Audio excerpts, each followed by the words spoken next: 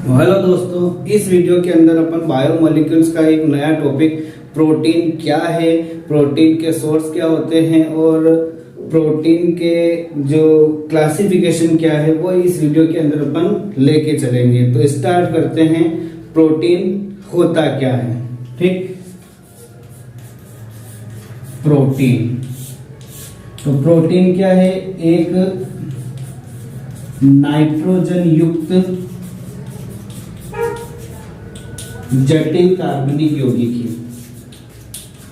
ठीक, फैक्ट लिखते हैं इसमें अपन खाली, नाइट्रोजन युक्त जटिल कार्बनिक यौगिक है। ठीक, जो क्या करता है, शरीर का जो बॉडी को जो डेवलपमेंट के लिए इसका ज्यादा यूज होता है, इंपॉर्टेंट रोल प्ले करता है। ठीक, ऐसा कहते हैं कि अगर अपन कार्बोहाइड्रेट नहीं ले रहे हैं, विटामिन नहीं ले रहे हैं तो अपन काफी टाइम तक जीवित रह सकते हैं, पर अगर अपन प्रोटीन नहीं ले रहे हैं तो ज्यादा लंबे टाइम तक सरवाइव करना और जिंदा रहना बड़ा मुश्किल हो जाता है। तो प्रोटीन जो है भोजन का काफी महत्वपूर्ण अवयव है। ठीक, तो प्रोटीन जो शब्द है वो किसने दिया था? तो मुल्डर, या कुछ बुक में इसको मूलर भी लिखा है।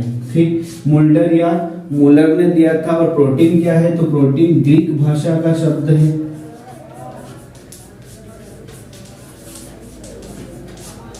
शब्द प्रोटीओज से बना है। ठीक, कैसे बना है? तो ग्रीक भाषा के शब्द प्रोटियोस से बना है। प्रोटियोस का मतलब क्या होता है? तो प्रथम या प्राथमिक संरचना होती है। प्रथम या प्राथमिक संरचना होता है। ठीक, प्रोटीन का मीन होता है। और ये काय से बना होता है? तो सामान्यतः CHO व N से मिलकर बना होता है। तो यहाँ पर ध्यान रखना, कार्बोहाइड्रेट बना है CH और O से, और प्रोटीन बना है काय से? CHO और N से। तो बेसिकली कार्बोहाइड्रेट और प्रोटीन में डिफरेंस किसका है? तो नाइट्रोजन का होता है। जहां पर नाइट्रोजन ऐड हो जाता है वहां पर उसे प्रोटीन बोल देंगे, और जहां नाइट्रोजन को रिमूव कर दिया जाए और CHO से मिलकर बना हो तो ये क्या होगा? कार्बोहाइड्रेट। ठीक, तो ये चीज ध्यान रखना। तो प्रोटीन क्या है? नाइट्रोजन युक्त जटिल कार्बनिक यौगिक है जो शरीर के निर्माण में, कोशिकाओं के निर्माण में, नई कोशिकाओं के निर्माण में मदद करता है, नई कोशिकाएं बनाता है। इसके बाद अगर अपन देखें तो प्रोटीन जो है, जो नेचुरल प्रोटीन है, प्राकृतिक प्रोटीन जो है वो लगभग 25 अल्फा एमिनो एसिड से मिलकर बना होता है। ठीक, लगभग कितने होंगे? तो 25 एमिनो एसिड रहते हैं। और ये 25 एमिनो एसिड कैसे जुड़े रहते हैं? इससे पहले वाले वीडियो में देखा था अपनों ने, तो पेप्टाइड बंध से बंधे रहते हैं। ठीक, पेप्टाइड बंध से बंधे हुए होते हैं। और प्राकृतिक प्रोटीन जो होता है उसमें 25 अल्फा एमिनो एसिड का कॉम्बिनेशन होता है, और उनका कॉम्बिनेशन होने के बाद जो बनता है वो प्रोटीन होता है। ठीक, अब इसके बाद अपन देखते हैं कि प्रोटीन जो है, प्रोटीन का वर्गीकरण क्या क्या है। Classification of protein. ठीक, प्रोटीन का वर्गीकरण। तो पहला देखते हैं, on the basis of molecular structure. ठीक, आणविक संरचना के आधार पर वर्गीकरण।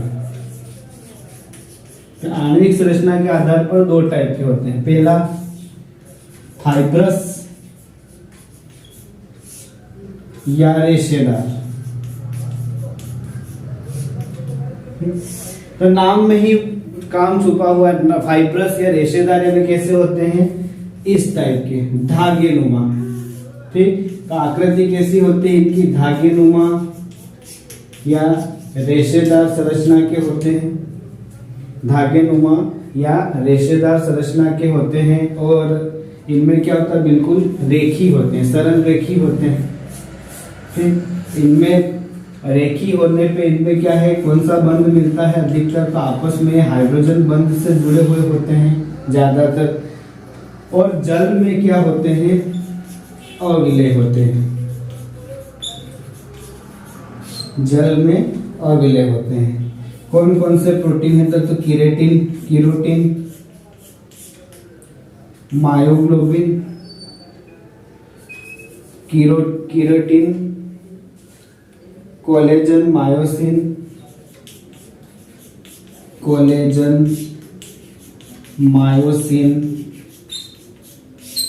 ठीक, कोलेजन, मायोसिन और फाइब्रोइन। ये जो प्रोटीन है ये कौन से होते हैं? सभी रेशे। तो कीरोटिन प्रोटीन काय में मिलता है? तो बाल, नाखून, सींग, पंख, इनके अंदर जो है त्वचा, इनके अंदर केराटिन प्रोटीन मिलता है। ठीक, कोलेजन प्रोटीन कहाँ मिलता है? तो कोलेजन प्रोटीन जो है त्वचा में मिलेगा।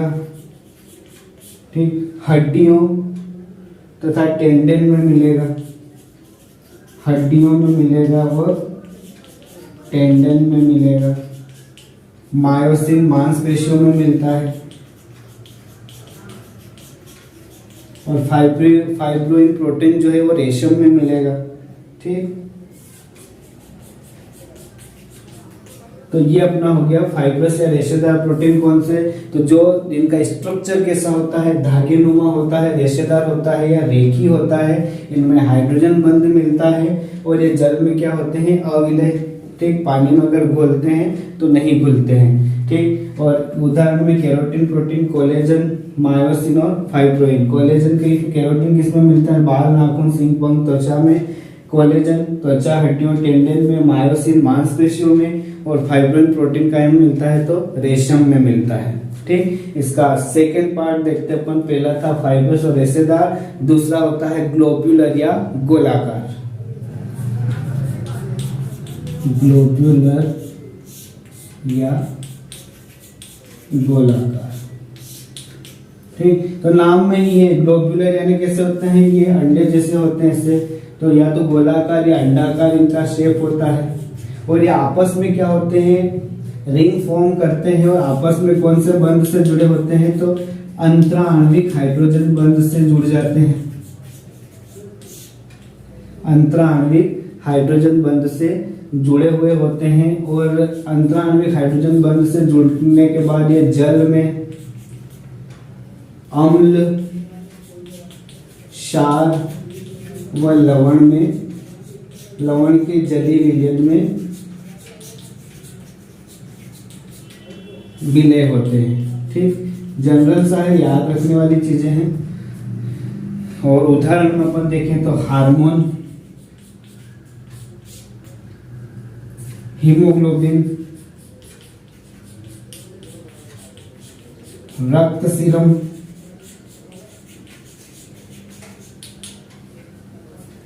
हीमोग्लोबिन, रक्त सीरम,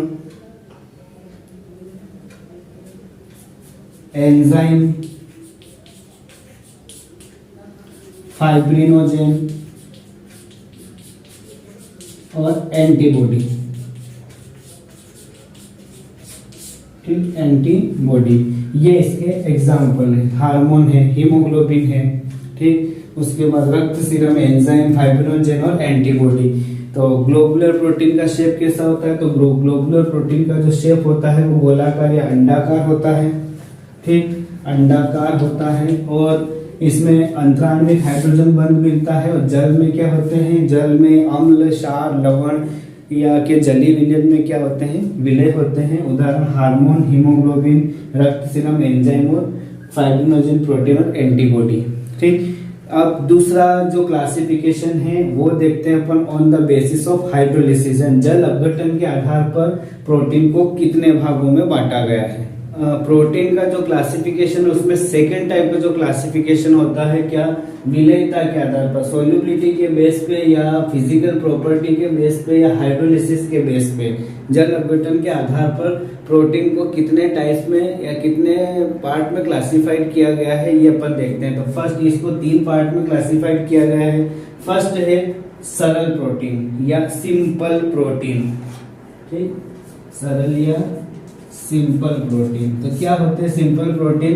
तो अगर इनका अपन हाइड्रोलिसिस करें और केवल अल्फा एमिनो एसिड ही मिले अपने को, हाइड्रोलिसिस करने पर only on alpha amino acid प्राप्त होते हैं, तो उनको क्या बोलते हैं अपन, सरल प्रोटीन। इसके एग्जाम्पल क्या है, तो एल्ब्यूमिन अंडे में मिलता है, ग्लोब्यूलिन, ग्लूटेमिन, प्रोलामिन, हिस्टोन प्रोटीन, प्रोटामिन और स्क्लेरोप्रोटीन, ये इसके एग्जाम्पल है। ठीक, एल्ब्यूमिन, ग्लोब्यूलिन, ग्लूटेमिन, प्रोलामिन, हिस्टोन, प्रोटामिन और स्क्लेरोप्रोटीन। क्या बोलते हैं इनको, सरल प्रोटीन। सरल क्यों, क्योंकि जल अपघटन जब करते हैं तो क्या मिलता है, ओनली अल्फा एमिनो एसिड मिलते हैं। दूसरा है अपना कौन सा, संयुक्त प्रोटीन, कंजुगेटेड प्रोटीन। ठीक, तो कंजुगेटेड प्रोटीन क्या होता है ना, दो से जुड़ा हुआ, तो इसमें एक पार्ट तो प्रोटीन वाला होगा और दूसरा ऐसा पार्ट होता है जो प्रोटीन नहीं होता। इस पार्ट को नॉन प्रोटीनियस पार्ट बोलते हैं और इस नॉन प्रोटीनियस पार्ट का क्या नाम है, इसे प्रोस्थेटिक ग्रुप बोला जाता है, प्रोस्थेटिक ग्रुप बोलते हैं। ठीक, तो प्रोस्थेटिक ग्रुप क्या होता है, जो प्रोटीन के अलावा जो पार्ट जुड़ा हुआ होते हैं प्रोटीन से, उसको नॉन प्रोटीनियस पार्ट या प्रोस्थेटिक समूह कहते हैं। जैसे न्यूक्लियो प्रोटीन, तो न्यूक्लियो प्रोटीन में एक तो प्रोटीन है और जो नॉन प्रोटीनियस पार्ट होता है वो क्या है, न्यूक्लिक अम्ल। ग्लाइकोप्रोटीन, एक तो प्रोटीन है और दूसरा ग्लाइको यानी क्या है, दूसरा पार्ट है कार्बोहाइड्रेट। लिपोप्रोटीन, लिपोप्रोटीन में एक तो है प्रोटीन और सेकंड क्या है, लिपिड, फैट। ठीक, फॉस्फोप्रोटीन में एक प्रोटीन है और दूसरा क्या है, फॉस्फोरिक एसिड। और क्रोमोप्रोटीन में एक क्या होता है, धातुएं होती है, धातुएं के रंग के लिए जिम्मेदार होती है। तो इस टाइप से दो है। थर्ड होता है कौन सा, कंजुगेटेड प्रोटीन।